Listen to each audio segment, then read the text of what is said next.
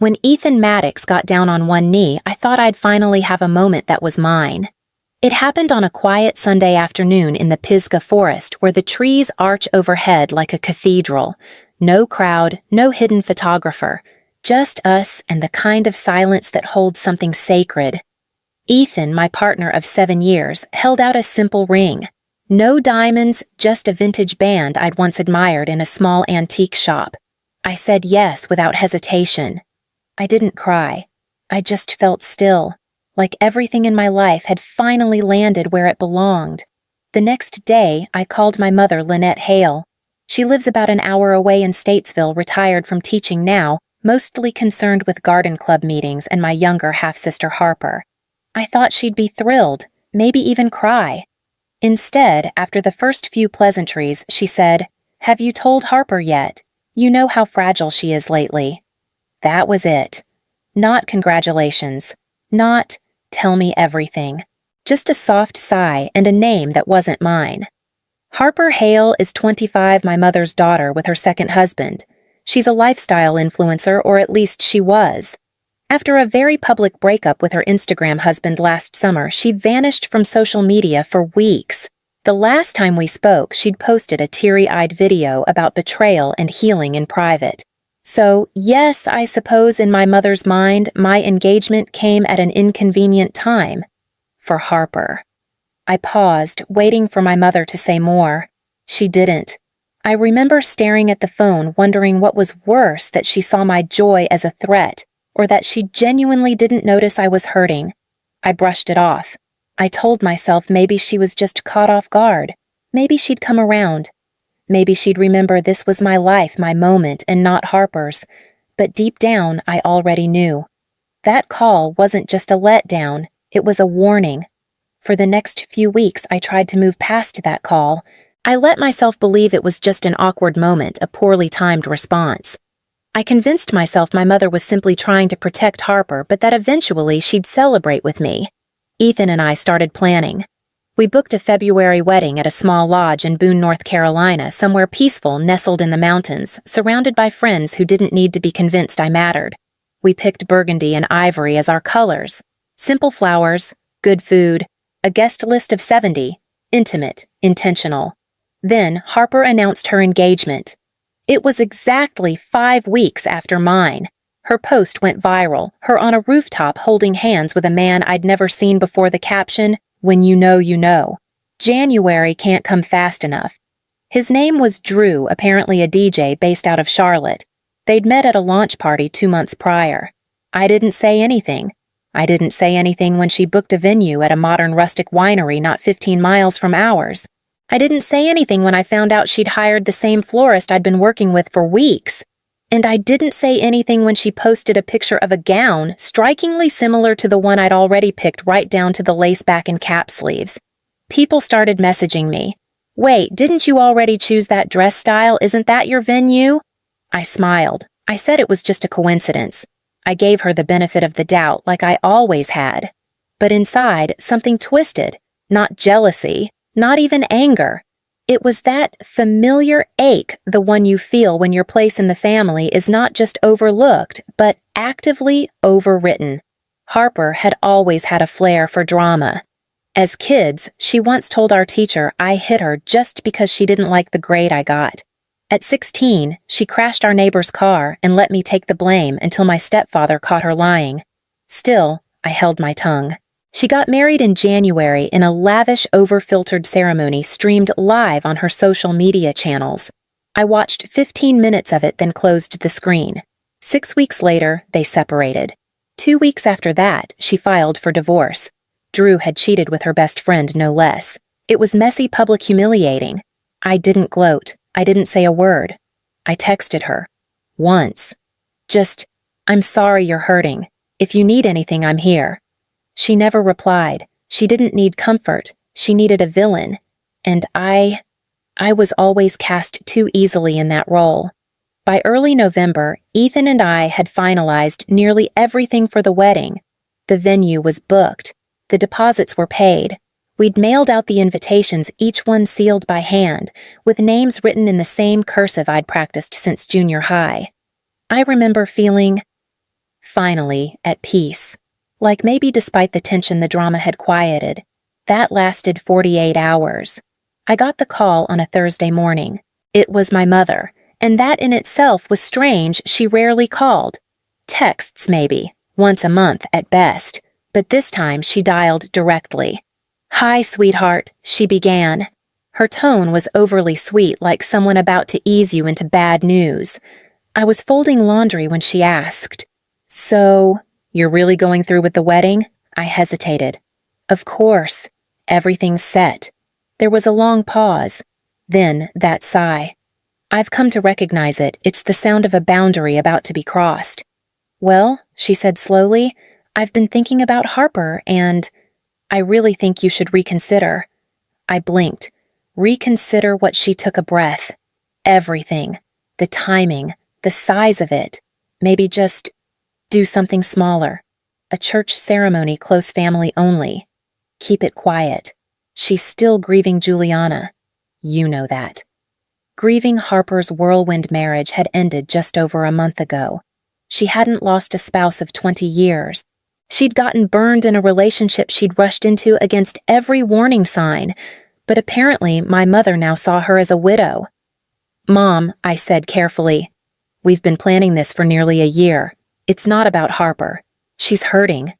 She pressed. "She cried all night when she saw your invitation." That was when I felt it, the old bitter pull of guilt, the one that whispers, if someone else is unhappy, you must be the cause. I kept my voice even. "That's not fair. This wedding has nothing to do with her." She snapped. "If you really loved your sister, you'd wait, just until she's stronger." I ended the call soon after. That night, Ethan came into the room holding his phone, brow furrowed. "Your mom called me," he said. I froze. What she said, I was the reasonable one, that I'd understand why a big wedding would hurt Harper, that maybe I could talk you into scaling back. I sat down. Hard. "She called you behind my back." He nodded. I told her no, that we weren't changing anything. I swallowed the knot rising in my throat. It was no longer just about Harper's feelings. It was about control, soft-handed, guilt-laced control. And that was something I was done surrendering to. By Thanksgiving, things had shifted from uncomfortable to unbearable. I'd started noticing it in subtle ways.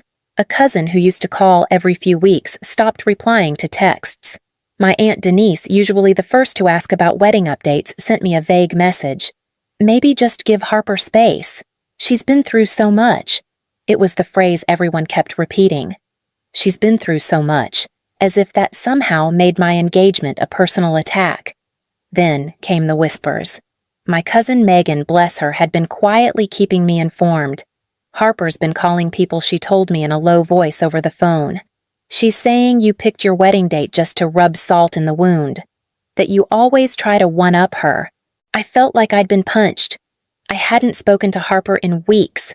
I'd chosen our date almost a year ago, long before her impulsive engagement, long before her divorce. But logic didn't seem to matter anymore. Perception was everything, and Harper was painting me as the villain. When I told Ethan, he wasn't surprised. "She needs someone to blame," he said, "and you've always been the easiest target." Thanksgiving dinner was at my Aunt Tessa's house that year. I almost didn't go, but Ethan convinced me. "You have every right to be there," he said. So I went holding my breath the entire drive. The atmosphere was stiffer than usual. Harper was already there when we arrived, seated in the living room like a wounded princess. She wore all white. Her hair was curled perfectly. Her expression blank but fragile, like she might shatter if anyone spoke too loudly. We greeted her politely. She nodded but didn't say much. I tried to keep to myself, quietly chatting with Aunt Tessa about flowers, peonies, ranunculus, whether they'd hold up in February. And then it happened. Harper suddenly stood up, shaking her head as her eyes filled with tears. "I can't do this," she whispered loudly. "I can't sit here while she talks about that wedding like nothing happened to me." Everyone went silent. My mother rushed to her side, arms around her instantly. Harper buried her face in her hands, sobbing. "She's right," my mother said, looking directly at me. You're being inconsiderate, Juliana. You have no idea what this is doing to her. My hands clenched in my lap. I felt everyone's eyes on me. I wanted to scream. Instead, I stood and said quietly, "This wedding isn't about Harper. It never was." Harper's face twisted. "You've always thought you're better than me." I looked at my mother, waiting for her to step in. She didn't. I left early that night. I didn't sleep the night after Thanksgiving. I lay awake, staring at the ceiling, Ethan's breathing soft beside me. My body was still, but my mind wouldn't stop moving. Every word Harper had said, every look I'd gotten around that table, and worst of all, the silence from my mother. It was all louder in the dark. By morning, I'd made my decision. I sat at the kitchen table, opened my laptop, and drafted the email. It wasn't angry. I didn't see the point. Anger would only give them something to use against me. No, I wrote it the same way I'd draft a project notice at work, calmly, clearly, with documentation. I addressed it to both my mother and Harper. Subject: regarding the wedding. Mom. Harper. Over the past several months, I've done my best to remain respectful, even as lines were crossed. I've ignored passive-aggressive comments, tolerated mischaracterizations, and tried to extend grace. But recent actions, including the public confrontation at Thanksgiving and repeated attempts to guilt me into canceling my wedding, have made it clear that your presence at the event would not be supportive or peaceful. For my well-being and peace of mind, I am formally rescinding your invitations. I wish you both healing, but I cannot allow this pattern to continue into one of the most important days of my life. Juliana. I reread it twice, then hit send. My hands shook for a few seconds after. But beneath the tremble, something else was rising relief. By lunch, my mother replied, "I never thought my daughter would betray her own family like this. You've chosen a man over your blood. If your father were alive, he'd be ashamed." Classic. There it was, the weaponized memory of my father. My mother's favorite tool when she wanted to cut deep without raising her voice. I didn't reply. A few hours later, Harper's email came through. Long, chaotic, full of contradictions. She accused me of being jealous, claimed I'd always hated her, said I was punishing her for expressing her feelings. Her closing line read, "You'll regret this. One day you'll realize you destroyed this family." I stared at that line for a long time. Funny. I'd spent 30 years being told to keep the peace. Smile. Be the bigger person. Absorb the blow. But now, for the first time, I wasn't absorbing anything. I was stepping out of range. And the silence I received in return wasn't emptiness. It was air. Clean, cold, honest air.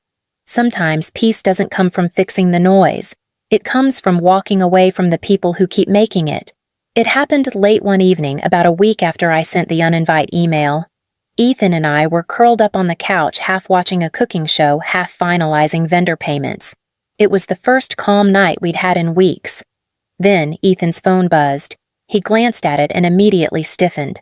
"What is it?" I asked, already bracing for whatever storm was brewing. He held the screen toward me, a text from Harper. "Hey, I know things are weird right now, but I really need someone to talk to. I feel like you're the only one who's actually seen me lately." I stared at the words, then at Ethan. "She's never even liked you," I said slowly. "Why would she reach out to you now?" He nodded. "I don't like it either. Something feels off."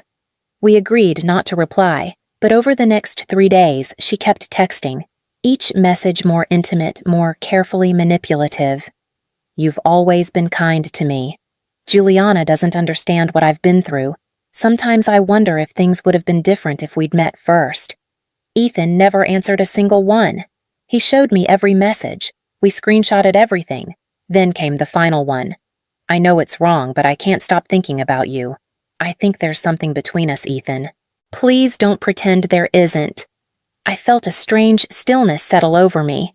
Not rage, just confirmation. Harper wasn't just trying to make me the villain. She wanted to destroy whatever she couldn't have for herself. Ethan looked at me. "How do you want to handle this?" I took a breath. "Block her. But screenshot everything first." He nodded and did just that. I didn't text Harper. I didn't confront her. There was nothing left to say.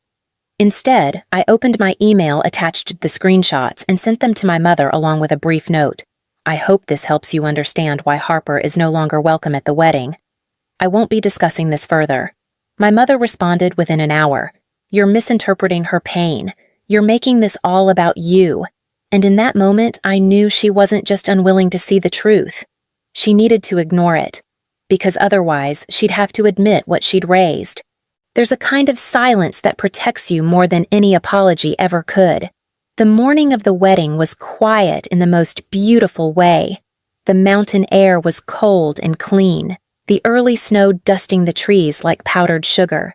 The lodge smelled of pine and fresh-baked bread.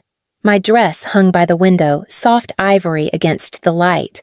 For once, my hands weren't shaking. My bridesmaids floated in and out of the room, touching up makeup, adjusting veils, laughing about nothing in particular.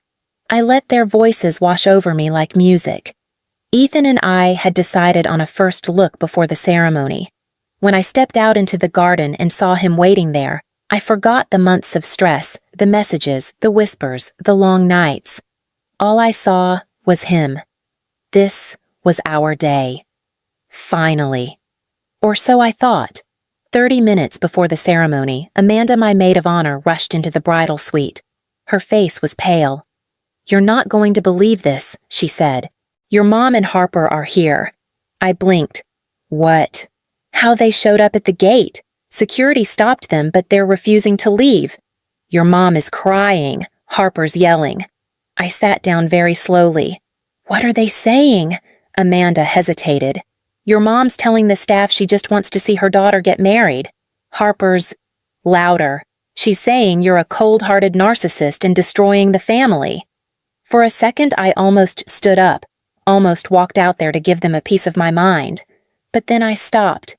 That's what they wanted, to pull me back into their chaos, to make themselves the center again. I looked Amanda in the eye. "Tell security to hold the line. They're not welcome." She nodded and left. I could still hear Harper's voice echoing faintly from the driveway, shrill and escalating. "You'll regret this, Juliana. You'll regret cutting out your own family." But I didn't move. The ceremony began on time. As I walked down the aisle, I didn't look toward the entrance. I looked at Ethan, at the people who had shown up with love, not leverage. We said our vows beneath twinkle lights and cedar beams. When I looked out at our guests, I didn't see who was missing. I saw who had stayed. Later, I heard Harper and my mother had been escorted off the property by staff, that my mother wept theatrically as they pulled away, that Harper threw her corsage at a security guard. But I didn't see any of it. I was too busy dancing with my husband. Sometimes the most radical thing you can do is protect your joy without apology, without permission. We got back to our hotel suite just after midnight. My hair was coming undone. My shoes were off. I was exhausted in the way only joy can exhaust you. I checked my phone out of habit. 12 missed calls, 9 voicemails, all from my mother. I didn't listen to a single one. Instead, I placed my phone in the nightstand drawer, turned off the lamp, and fell asleep next to my husband, no longer a fiancé, no longer a daughter waiting to be chosen. The next morning, as we packed to leave for our short honeymoon in Asheville, my cousin Megan called. "You're not going to believe what happened last night," she said, almost breathless. "They had a massive fight, like, full-on screaming. I didn't even need to ask who." Apparently, after being escorted out of the wedding, Harper and my mother went home, and the cracks that had been forming for years finally split wide open. Harper blamed my mom for not doing enough to stop the wedding. She screamed that Mom should have made me cancel, should have fought harder, that all of this was her fault. And for the first time in what might have been decades, my mother pushed back. She told Harper to stop blaming everyone else for the mess she kept making. Told her she needed to grow up, take responsibility. The fight ended with my mother kicking Harper out of the house. "She's staying with a friend now," Megan said. But honestly, no one's running after her. I sat on the edge of the bed, listening. Not surprised, not angry. Just done. I'd spent a lifetime being the one who bent, who smoothed things over, who gave up space so Harper could feel whole. Now, I'd simply stepped out of the equation, and they'd turned on each other. It wasn't revenge, it wasn't victory, it was gravity. At the reception, we'd left a small reserved seat by the fireplace, a name card placed delicately on the cushion. Harper Hale. It stayed empty all night. Nobody asked why. Nobody tried to fill it. And that somehow was the most honest moment of all. They were never missing from my life. They were just never really in it.